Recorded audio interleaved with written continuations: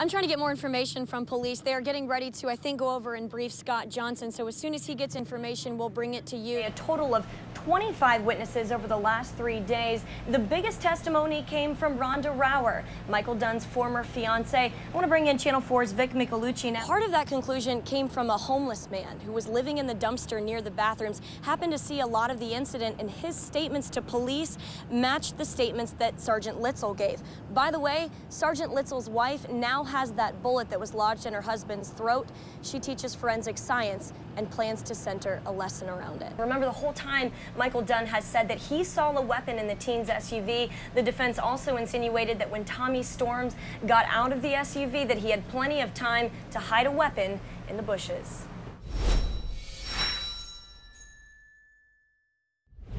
Both teams, the Knights and the Palatka Panthers, are both looking for their first win of the season tonight. I'm joined by Palatka assistant coach Jeff Malandruco. Thank you so much for being with us. Never in a million years at the beginning of the season, when they were 0-2, did they think they would be standing on that 50-yard line accepting the state runner-up trophy. It has been quite a season for them, really a heck of a ride. Got my safety goggles on. Is that sharp? It's a machete blade. It's kind of It's dull, but when it's hot, it doesn't matter. And for the grand finale,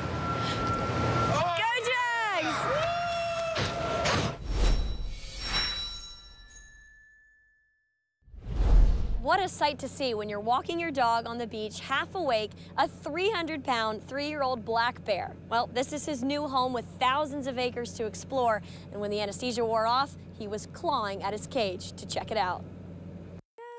The 300-pound bear stuck his head out of the cage trailer, looked around, and hopped out onto the dirt road and started walking. He looked around, picking up the pace as he explored his new home.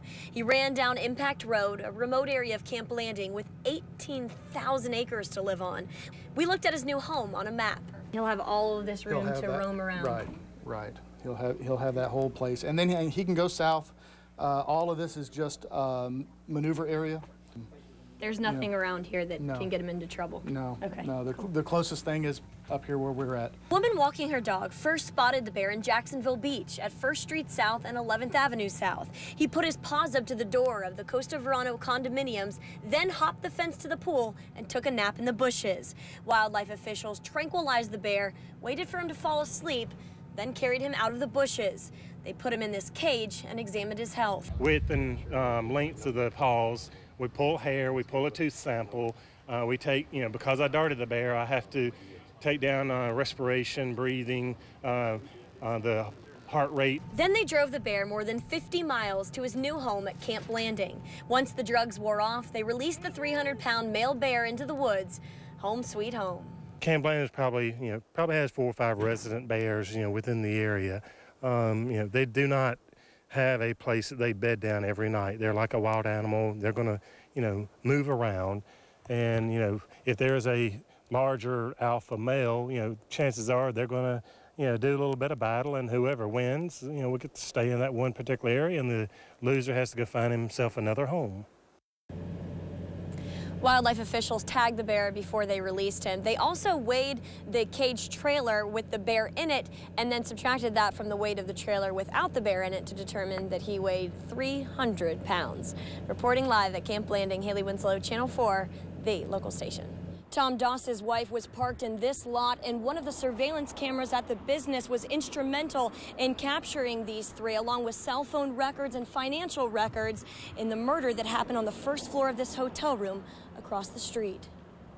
At the Jacksonville National Cemetery rests U.S. Navy Commander Alfonso Doss, responsible for helping uncover the mastermind behind the 9/11 plot, and killed, according to police, in a plot orchestrated by his own wife. It's very hard to understand something like that when this guy helped serve for our country for a whole lot of years like he did and finna get ready to retire. Rufus Thomas said he had an asthma attack and couldn't stop throwing up when he heard Doss's wife was responsible for his death. He was used to seeing Doss every day, so the past 6 months have been really hard on him. He meant a whole lot to everybody. Just to think that his own wife would do that is just incredible. Detectives say Yolinda Doss gave her boyfriend and roommate access to her husband's room at the Astoria Hotel, then served as the lookout across the street. Police say Anthony Washington strangled him with his bare hands. Just for the moments of of he knowing that he's finna die, that these people ambushing him like that. Investigators say Dosh tried to put up a fight. According to the police report, his wife later called 911 saying she was checking on her husband and found him dead in his hotel room. Information Dosh's friends are still trying to wrap their heads around. It's gonna be hard for me to understand it for a while, by that being his wife had something to do with his murder. He was just, I guess, an all-around good human being. Yolinda Doss in Washington confessed to their involvement in the murder and then implicated Wilson. Reporting live in Orange Park, Hailey Winslow, Channel 4, the local station. Haley, the question people are asking, since this appears to be premeditated, why are they charged with second-degree murder? Do you have any new information on that tonight?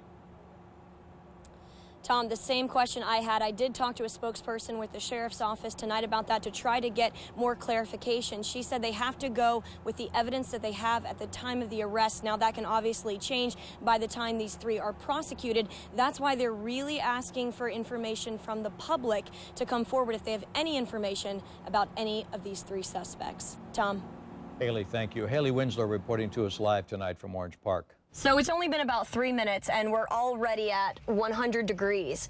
And I am definitely having a hard time breathing. Children's bodies get hotter 3 to 5 times faster than adults, so I can't imagine being a 5-year-old kid stuck in this car right now. We were parked in the sun with the windows rolled up right outside Baptist Hospital downtown. I was surrounded by paramedics and a doctor continued to check on me. 5 minutes in, they took my vitals again. You are almost to the point of heat exhaustion. Back in the car. What I didn't realize at the time is the thermometer had stopped working because it got so hot. Our 2 GoPro cameras also shut off because of the heat.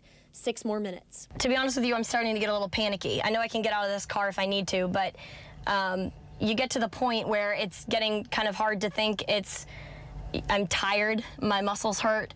But you get this kind of panicky feeling. The extra thermometer I did have in the car got a reading of 134 degrees.